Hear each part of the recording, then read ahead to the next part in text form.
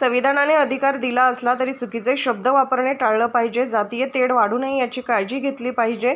आम्ही उद्धव ठाकरे यांच्या सोबत होतो तरी पुरोगामित्व सोडलं नव्हतं. जनतेसाठी आणलेल्या योजना कोणत्या आणि काय कामं केली हे सांगण्यासाठी जनसन्मान यात्रा आपल्या निवडणुका होऊन 27 नोव्हेंबरपर्यंत होऊन नवी सरकार येणे अपेक्षित.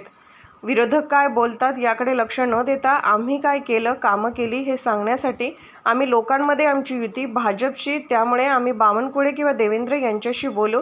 सबका साथ सबका विकास योजना किंवा केंद्रातील अनेक योजना सर्व समाजासाठी राबवल्या जातात. राज्यातील योजनांमध्ये देखील सर्व समाजाचा समावेश. देशाच्या एकूण GST पैकी 16% GST महाराष्ट्रातून यातून उत्पन्न वाढत आहे. जरांगे पाटील यांच्यासोबत स्वतः शंभूराजे चर्चा करत आहे. ते मार्ग काढतील. वेळ आली तर कोणीच पाणी मुंबईच्या दिशेने वळवू. यंदापेक्षा पुढच्या वेळी बजेट मोठं होईल. जागा वाटपाचे सगळे आकडे TV आणि पेपरमधील आमच्यात चर्चा झाली आहे. लवकरच जाहीर करू. राज्यात प्रत्येकाला मानणारा वेगळा मार्ग. शिववर्धन झाल्याने आता चुकून झालेला आहे, काय करायचं? जनसन्मान यात्रा आम्ही गणपतीच्या गणेशोत्सव गणरायाचं आगमन व्हायच्या आधी सुरू केलेली होती. गणरायाचं आगमन होईपर्यंत जेवढा एरिया कव्हर झाला तेवढा केला. नंतर मात्र आम्ही ठरवलेलं होतं की आपल्याला सगळ्यांनाच माहिती गणरायाचं एकदा आगमन झालं की खूप मोठ्या प्रमाणावर त्या ठिकाणी लोक सगळे गणेशोत्सवामध्ये सामील झालेले असतात आणि सगळेजण त्याच्यातच त्या कामात त्यांनी झोकून दिलेलं असतं. त्याच्यावर त्यावेळेस आपण घ्यायची नाही आणि गणरायाचं विसर्जन झाल्यानंतर अनंत चतुर्थीच्या नंतर आपण सुरू करायची. काल सुरू करणार होतो पण काल देशाचे पंतप्रधान आपल्या वर्ध्याला आलेले होते विश्वकर्माच्या कार्यक्रमाच्या निमित्तानं, म्हणून काल तिकडं दिवस गेला. आणि मग आज सकाळी श्रीवर्धन, आत्ता चिपळूण, उद्या सकाळी मोहोळ, संध्याकाळी माढा, पुन्हा मग परवा दिवशी कॅबिनेटच्या दिवशी त्या दिवशी कॅबिनेट पण आहे आणि चीफ जस्टिस सुप्रीम कोर्ट ते येत आहेत. आपल्या इथं BKC आपण हायकोर्टचं इमारतीचं भूमिपूजन त्यांनी घेतलेलं आहे, तो कार्यक्रम आहे. परंतु त्याच्यानंतर आमचे कंटिन्यू बाकीचे राहिलेला एरिया आम्ही कव्हर करणार आहोत. आणि जनसन्मान यात्रेच्या निमित्तानं आम्ही हेच जाऊन सांगतो की कुठल्या योजना आम्ही जनतेच्या करता आणलेल्या आहेत त्याची माहिती देतो, काय काम आम्ही करू शकलेलं आहे ते सांगतो आणि पुढचं साधारण आमचं काय विजन राहणार आहे ते सांगतो. आणि या योजना पुढं पूर्ववत चालू राहण्याच्या करता पुन्हा एकदा महायुतीचं सरकार आलं पाहिजे. त्याकरता सगळ्यांनी आम्हाला साथ द्यावी, आशीर्वाद द्यावे असं आम्ही सांगतो. तुम्ही तिथं जावा ना, त्यांना सांगा ना कोणी बोलू नका. तो प्रमोद बोलतोय ना. दादा, जयंत पाटलांनी पुन्हा एकदा महायुतीवरती हल्लाबोल केला आहे की सरकार कुठेतरी घाबरतंय निवडणुका घेण्यासाठी. सेनेटबाबत हे का पत्रकार मित्रांनो, आपल्याला सगळ्यांना माहिती आहे की निवडणूक आयोग हा केंद्राचा आहे, त्यांना स्वायत्तता दिलेली आहे, त्यांचा तो अधिकार आहे केव्हा निवडणुका घ्यायच्या केव्हा नाही घ्यायच्या. त्यांनी पहिल्या जम्मू काश्मीरच्या निवडणुका लावल्या, नंतर हरियाणाच्या लावल्या, नंतर आपल्या ते लावतायत असं दिसतंय. आपल्या निवडणुका 27 नोव्हेंबरच्या आत नवीन मंत्रिमंडळ अस्तित्वात आलं पाहिजे. मोठा प्रश्न आहे तर कोकणात उपयोगी आणणार काय? वाशिष्ठीचं नदीतलं पाणी सागराला जाऊन मिळतं पाणी. पहिल्यांदा पुराच्या निमित्तानं वैशिष्ट्यचं पाणी माझ्या चिपळूणमध्ये जे शिरतं ते शिरू नये म्हणून आम्ही काम केलं शेखरच्या आंब्या खातर. त्या पद्धतीनं आमचं काम चाललेलं आहे. यंदाही आम्हाला काम करायचं आहे. पावसाळा कमी झाला की आम्ही ते करणार आहे.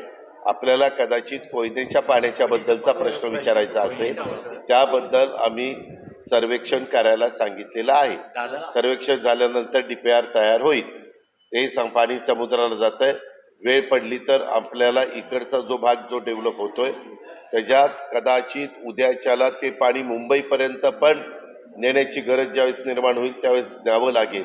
किंवा आपल्या नव्या मुंबईमध्ये देखील अजून एक महामुंबई करून पाहत आहेत, तिथं पण जे काही धरणं आहेत ती धरणं कमी पडत आहेत, कोंडाणे असेल किंवा इतर धरणं असतील, त्याच्यामुळं तिथं पाणी तर द्यावंच लागेल. आता भारतातल्या एका राज्याने खूप मोठे पंप, लाख हॉर्सपॉवरचे पंप, लाख हॉर्सपॉवरचे पंप बसून पाणी एका भागातलं दुसऱ्या व्हॅलीत नेलेलं आहे. आणि ते शक्य झालेलं आहे का, तर सोलरची वीज तुम्हाला स्वस्त अवेलेबल होती, दिवसा मिळते, पण ती मिळती तुम्हाला. दादा, ह्यालाच लागून प्रश्न आहे की आचारसंहितेपूर्वी हा जो गाळ काढण्याचा जो विषय आहे, त्याला जो निधी आहे लागणार आहे, तो काही तरतूद करून ठेवणार आता? नाही, त्याच्यात तुम्ही काळजी करू नका. हे रुटीनचं काम आहे, त्याच्यात आचारसंहितामध्ये येत नाही. नवीन काम तुम्हाला काढायचं असेल तर हे तर गेल्या वर्षी झालेलं काम, ते आज पावसाळा सुरू झाल्यामुळे थांबलं, आता पावसाळा संपल्यानंतर चालू होणार. ते रुटीनचं काम आहे. एका दिवशी शेतकऱ्यांमध्ये तुम्ही कुठल्याही प्रकारचा प्रश्न उचललेला नाहीये. शेतकऱ्याला कर्ज ऐका तुम्ही ना, खरंच माझं भाषणच ऐकलं नाही कदाचित. मी सांगितलं शेतकऱ्यांच्या करता आम्ही 44 लाख, परत ऐका, 44 लाख शेतकऱ्यांच्या करता 3 हॉर्सपावर, 5 हॉर्सपावर, 7.5 हॉर्सपावर 15,000 कोटी रुपयाचं आम्ही त्यांचं लाईटचं बिल माफ केलेलं आहे. ते आम्ही जबाबदारी घेतलेली आहे. हा शेतकऱ्यांच्या करता फार महत्त्वाचा निर्णय आहे. दुसरी गोष्ट, शेतकऱ्यांच्या दुधाला 5 रुपये अनुदान देण्याचा निर्णय आम्ही घेतलेला आहे, त्याची अंमलबजावणी सुरू झाली. हा दुसरा निर्णय. शेतकऱ्यांच्या करता 1 रुपयामध्ये पीक विमा, हा शेतकऱ्यांच्या करता घेतलेला तिसरा निर्णय. आणि शेतकऱ्यांच्या घरामध्ये आज तुम्हाला पत्रकार मित्रांनो आश्चर्य वाटेल, आज केंद्र सरकार राज्य सरकार 12,000 रुपये देतं, बरोबर आहे. त्याच्यानंतर माझी लाडकी बहीण, मुख्यमंत्री माझी लाडकी बहीण, त्याच्यातनं घरामध्ये 2 महिला असतात, त्याच्यातल्या त्यांना 18,000 रुपये मिळतात. 18 आणि 18 36 आणि 12 48,000. 3 गॅस सिलेंडर फ्री, ते जवळपास 3,000, म्हणजे 48 आणि 51,000. 51,000 रुपये हे झाले एका कुटुंबाला शेतकऱ्याच्या. आणि तुम्ही मला म्हणताय शेतकऱ्याच्या करता मी काही केलं नाही.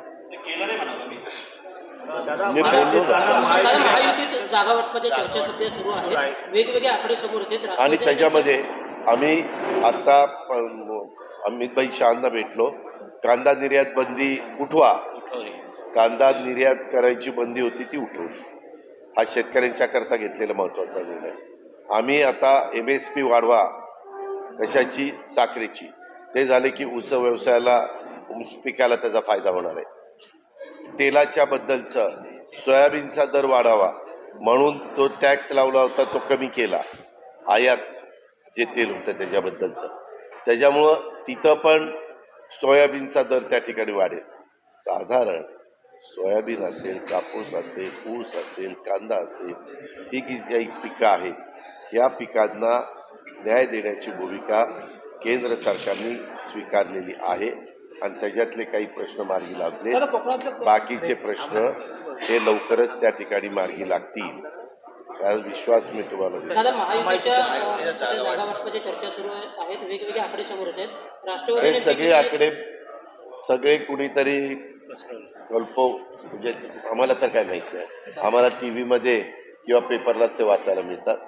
आमच्यामध्ये चर्चा झालेली आहे.